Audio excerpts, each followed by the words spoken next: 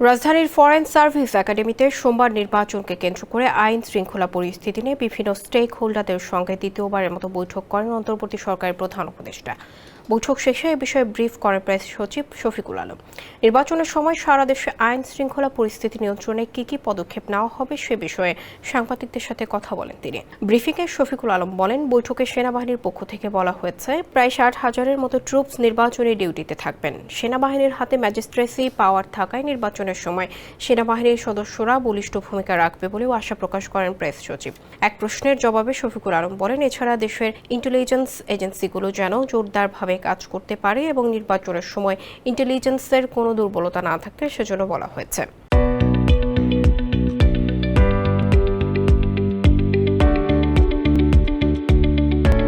পাশাপাশি ইলেকশনের আগে পুলিশের প্রস্তুতির কথাও জানান তিনি। প্রেস সচিব বলেন, সেপ্টেম্বর, অক্টোবর ও নভেম্বর মাসে 1.5 লাখ পুলিশের ট্রেনিং হবে নির্বাচন উপলক্ষে। এছাড়া নির্বাচনকে সামনে রেখে বিভ্রান্তিকর তথ্য আরও বাড়তে পারে বলে সতর্ক করেন প্রেস সচিব। পাশাপাশি মিস ইনফরমেশন বন্ধে ন্যাশনাল ইনফরমেশন সেন্টার করা হবে বলেও জানান তিনি।